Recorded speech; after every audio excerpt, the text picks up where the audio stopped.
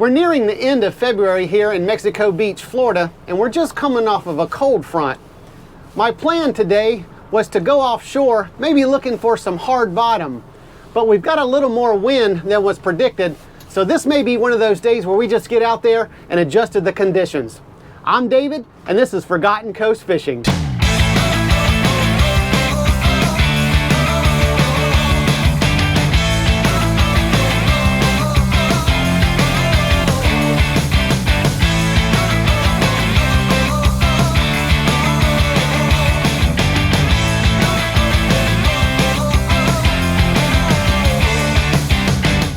So as you can see, it's quite rough today. Now the Grady can handle it, it's a tank. I'm nice and dry and comfortable in the cockpit, but it's not worth fighting through all this to get way offshore. So what I've done, I've stopped a little closer inshore. I'm about 85, 86 feet deep. And we're gonna drop some things down, see if we can catch something first thing. And if it calms down a little bit, we'll head offshore. I'm gonna start out with this new jigging rig I've got. This is a Penn Fathom II 15. And this is a Shimano Talavera slow J jig in the medium heavy power. And I've got this Shimano slow pitch jig here on the bottom. And I've got 60 pound of leader here. This is mono. It's about 15, 20 feet long. And this is about 550 feet of 30 pound braid.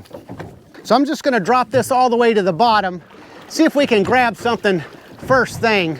We're showing some marks. They look a little small, but we'll see if there's something bigger down here feeding on those smaller fish. Oh, all right. Oh yeah, got him right off the bat, y'all. Man, that was cool. This is just really my first drop with this first jig setup. Man, and I got something nice. I don't know what it was. This jig just got to the bottom and then I worked it, I think once or twice, and he was here. All right. And I'm just drifting right now. I'm not anchored, so I was just kind of exploring some spots, and I kind of got up current of this reef, and man, we just grabbed something right off the bat on this jig. All right, we should be seeing some color soon. We're only about 85, 90 feet of water now. All right. Here he comes. Here's some color. Was it an amberjack? That would be my guess. Yeah, that's what it is. No, it's a big grouper. Nice, nice grouper. Oh, he got off. That's okay. We were gonna have to let him go anyway. Oh, let's see if we can grab him since. All right. Well, we got him in anyway. Check this grouper out. First drop of my new rig. How about that? To get this nice grouper. Wow, but he's not in season, but we've got to let him go. By the way, he was floating. We need to vent him real quick and get him back. All right, let's see what this guy measures. He's about 32 inches. Nice, nice grouper. All right, grouper, we're gonna let you go back. There he goes. All right, how cool was that? Getting that nice grouper on the first drop with this new jig setup. Well, I'm gonna turn the boat back around and reset my drift over that reef.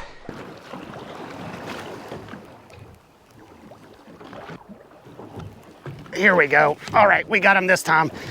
I was getting several kind of strikes at it, but none of them were getting hooked. I was thinking maybe it's kind of like smaller fish. I don't think this is our big grouper we got last time. Maybe something smaller, maybe a scamp grouper we can keep or something. Oh man, here comes some fight. All right. Well, oh no, it's a red grouper. Let's see, let's get him up. All right, he may be 20. These guys are in season and we can keep him if he's 20. He's gonna be on the dot if he is. All right, there's our tip. Right at the end. Yes, he's 20. Look, tip of the tail and the mouth right there, 20. We got a keeper red grouper. All right, look at this guy. All right, keeper red grouper. Like I was saying, if he's gonna be a keeper, he's gonna be right on the dot, and he was. Beautiful red grouper. I've been catching a lot of these guys. They've just been too short. But now we got one in season and he's big enough, so he's going in the box. This jig is by Shimano and it's a 130 gram jig. And it's a little bit heavier than you would normally be using in almost 100 feet of water. But since we've got such a strong wind and a strong current, we're moving pretty quickly. So I wanted something a little on the heavier side so that it would kind of get down and stay as vertical as possible.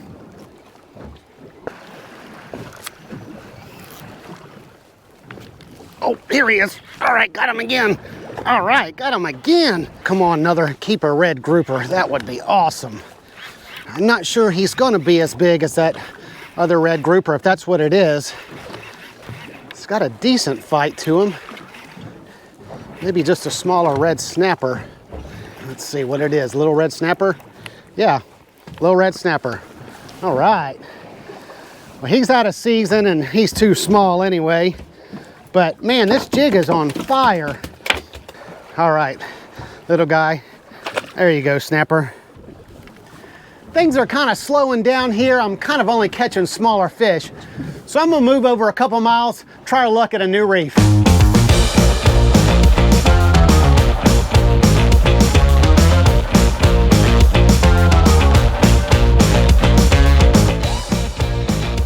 Oh, here he is. Okay, here he is. Oh man, this is a good one. Oh, definitely a good one. Oh man, definitely a good one. All right, I'm close to this reef too, and I'm still drifting. But this was a good one. Man, I was just starting to kind of clear the reef and kind of pass it. And I was getting ready to maybe kind of reset it. But I guess they're on the downwind current of that reef. Oh man, what is this? This kind of feels like an amberjack. Definitely, the way he's just digging and digging and digging. All right, haven't gotten to my leader yet. Should be coming up soon. All right, here comes some color. What are you? Is it an amberjack? Yes. Yes, it's an amberjack. All right. Let's see if we can get him in here. I don't want to gaff these guys. Oh man, this is a heavy one because they've got to go back. That's a solid amberjack. Let's see what kind of weight. He's a little over 10 pounds, maybe 11 pounds or so. Well, let's see what he measures out to be. With these guys, you go to the fork instead of pinch the tail, and he's about 27. So that's a nice solid amberjack. There you go, buddy.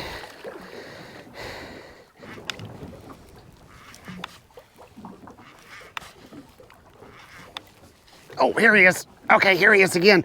I'm pretty sure this is an amberjack. Oh yeah. I started working this a little bit harder, or a little bit faster, and sometimes that triggers that amberjack bite. But let's see, we're a good ways off from the reef, so I don't think I have to worry about him getting in there. But this is another nice one, definitely. Man, he's taking away some good drag here. All right, I'm gonna put him in low gear here and just sort of winch him in. And that's the thing with these jigging outfits. This rod, while it looks super skinny, is really tough, and it bends throughout the whole rod and just gives you a lot of backbone right here. But you don't want to rear back, you know, too far because you will break it. So a lot of times you can just put this reel in low gear and almost let the reel do a lot of the work as opposed to the rod. Here he comes. Oh man, it's a shark. It's a shark. It's a shark. It's a shark. It's a shark. It's a shark. Oh, look, two of them after it. Oh man, he already got it. And he already got it. Wow. There's what's left of the amberjack there. Two sharks just came up and got it. Man, this would have been a nice amberjack. All right, well, unfortunately, we got to give these back to the shark here. And that's gonna do nothing but keep them around. There he goes. Oh man. Oh look, my bottom assist hook broke off and all that too. I guess the shark grabbed that with his teeth while he was working on that amberjack. Okay, I'm gonna try a new lure here since that other hook broke off. This is a Squid Trex by Nomad. And I'm gonna send this down here. I'm gonna work it the same way I did that other jig and look at it when in the water. Man, it's got a lot of activity to it. Those tentacles and everything, you know, really do mimic a kind of a squid kind of popping up and down. So I've anchored this time. I was really kind of moving really fast with this wind, and hopefully I'm really close to it. It looks like I am. So hopefully we'll kind of stay on top of this reef.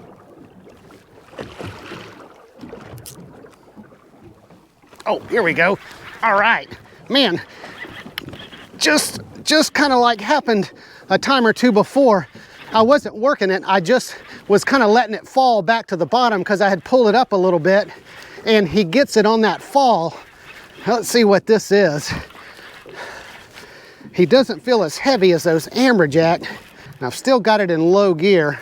So I'm just basically winching this dude in. What have we got? What is this? Red grouper. All right, another red grouper, but unfortunately he's not gonna be 20 inches, but that's what we're wanting. We could definitely keep a couple of those. All right, red grouper. We'll see you when you get a little bigger. I'm gonna try something a little different. I've got us on top of this reef. So I'm gonna cut this mackerel up into kind of decent sized chunks. And I'm gonna put him on this Carolina rig. I've got 80-pound leader here at the bottom. This is a 7/0 circle hook. And then that comes to a swivel up to my braid. And then I've got a bead and then a 8-ounce sinker. So we're just gonna bait that up, throw it down, kind of hang on to that for a second. If we don't get any bites on it, I'll probably put it in the rod holder with the clicker on and get back to jigging. Okay, got him. All right. Ooh, oh yeah, this is a good one. I had used the head at first of that mackerel. I had lost that head. So I put this bigger piece on, and he just kind of was nibbling and nibbling and nibbling. And then all of a sudden he was on. Let's see what we've got. I know there's sharks around here. Oh, it's gonna be a good red snapper. Yeah, he would definitely be a keeper at about 18 inches or something like that. Good red snapper. And I see that big old mouth can get that big old piece of bait I put down there. All right, he looks good. I don't need to vent him. So he would have been 19.5-inch keeper. There you go, snapper. Dang, what was that?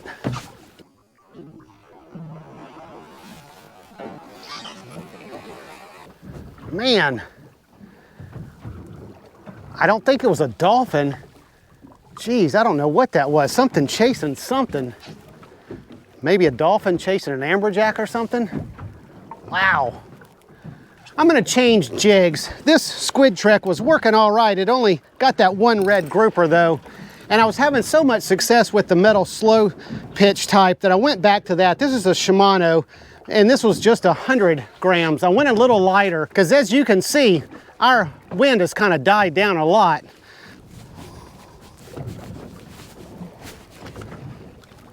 Oh, here he is. Oh man, that same thing happened again where I wasn't really kind of working it. I had just dropped it to the bottom and I was pulling my shirt down because the wind was blowing it up, and I got a fish. All right, I put it back in high gear to maybe give me a better chance of getting this guy up since the retrieve is faster. All right, I don't see any dolphin or anything. All right, we've got a snapper, another red snapper. All right, this is the biggest one of the day so far. 21 inches or something like that probably. Let's see what this guy would be. See if my guess was right at 21 inches. Yep, 21.5. Well, right at it, 21.25 or so. Nice red snapper. He would be good on the dinner table if it was snapper season, but it's not. There you go, snapper. Oh man, there's something working over here. I've got this chugger tied up. Let's see if I can grab whatever that is. See that over there? See if I can get this casted that far.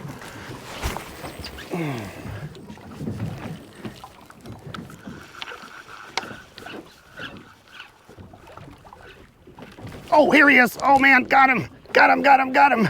All right. Oh, we got off. Man. Oh no, he's still here. Oh, good. Man, I didn't check my drag. I was wondering, did I just kind of let his mouth break because my drag was too tight? But no, he either came back or I had him the whole time. Oh man. Yeah, this is a big amberjack on the surface, on the chugger. Man, that is one of the coolest things, is get one of these big old guys on a topwater, just like inshore when you get a redfish like this, but you know, much bigger fish. But all right. Oh man, is that, oh man, how big is this amberjack? Or is that the dolphin? Man, what have I got here? Look at this amberjack, or is this a big snapper? Oh cow. No, this is a snapper, everybody. A snapper on the chugger. Holy cow. Oh man, look at the snapper. Oh my gosh. I have been catching a monster size snapper recently on the chugger. Wow. How cool is that? Man. All right, well, let's get you off and I'll get you back. What is this guy gonna be? My biggest is 25 and a half. Oh, this guy's not that big. He's 17. Yeah, he's 17 pounds now that he gets still. 17 pounds. All right, look at this guy. All right. Well, what would you measure out to be? He would be 31. That's a 31-inch snapper. All right. Do you need to be vented, dude? I think he feels okay. Let's get him back. There you go. He got the last word on me. Got me all wet. Well, that was one of the coolest things I've ever done. Catching a big old snapper on a topwater like that. And look what he was feeding on. Some kind of little fish here. All right, I'm gonna go ahead and head on back. I kind of fan casted around, seeing if I could get another snapper or maybe amberjack on top. But it's getting late. I want to get that red grouper cleaned. But I wanted to show you the gear I was using. This is a Shimano Talavera Slow J rod in the medium heavy power, and it's 6'6" long. And this is a Penn Fathom II 15. And it's not the most expensive gear out there. It's probably in the mid-ranged price, but it worked fantastic today. So if you are interested in getting into jigging and need a good place to start but don't want to break the bank, you should try this setup. It worked fabulous for me today. But we had a great day. I'm going to head on back and let's get that red grouper cleaned. All right, I'm going to be cleaning this red grouper with this Sword 7-inch flexi. And just like most of our groupers and most of our offshore fish, we're just going to start with the slit behind the head first off and just go all the way down to the belly. Then you can take your knife and just do a shallow cut along the belly all the way to the tail. And then for the top, what I like to do is actually start where the tail kind of meets the body and just do a shallow cut all the way to this cut that you made behind the head. Then you can start removing this flesh from the backbone and just make kind of slower, easy strokes just so you follow right on top of those bones. Then once you get to the backbone here, you can go ahead and take your knife and kind of work over top of that backbone, kind of pushing down a little bit to try to get all that meat.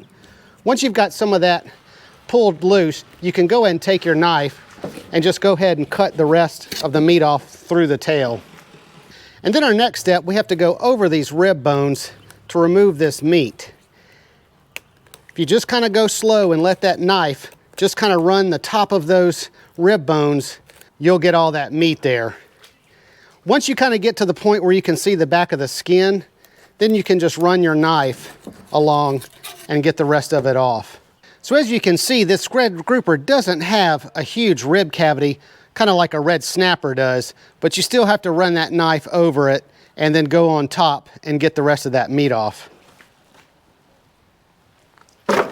And before I take the skin off, I'm gonna kind of trim out this meat here on the belly.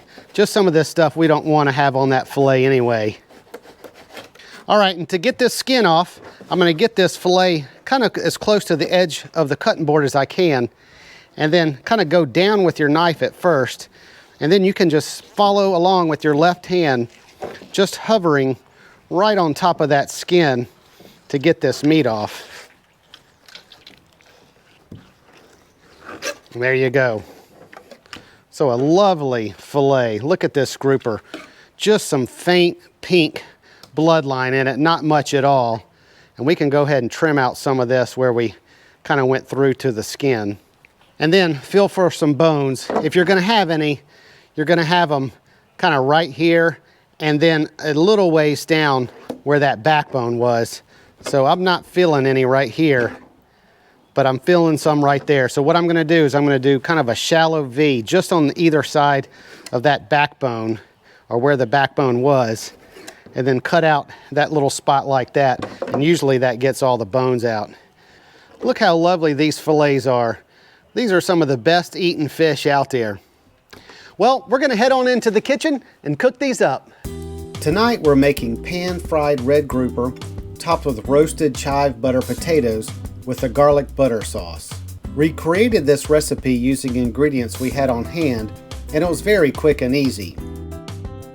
First, we patted the fish dry and added salt and Chef Paul Prudhomme's seafood magic. Next, we put a bag of frozen prepared potatoes in the microwave for 6.5 minutes.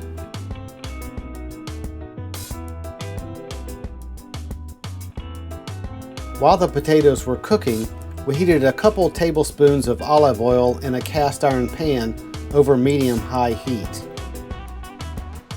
Once the oil began to smoke, we added the fish, serving side down, and seasoned the other side.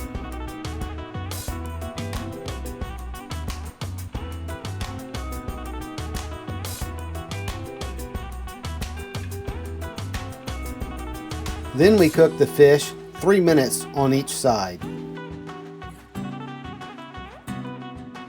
We pulled the fish out of the pan and moved the pan off the heat to cool slightly. Then returned the pan to low heat and added 3 tablespoons of butter and about 2 cloves of garlic. After stirring for about 1 minute, we turned the heat off the pan and removed the potatoes and placed them in a bowl.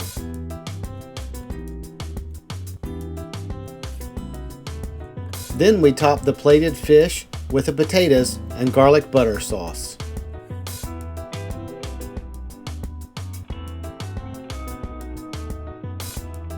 This meal turned out great, especially since we just threw it together with some ingredients we had here in the kitchen, and it took under 30 minutes to make. So I'll leave it down in the description so you can make it for yourself. But if you enjoyed this video, give me a thumbs up and hit that subscribe button so you won't miss my future videos. So until next time, hope to see you on another episode of Forgotten Coast Fishing.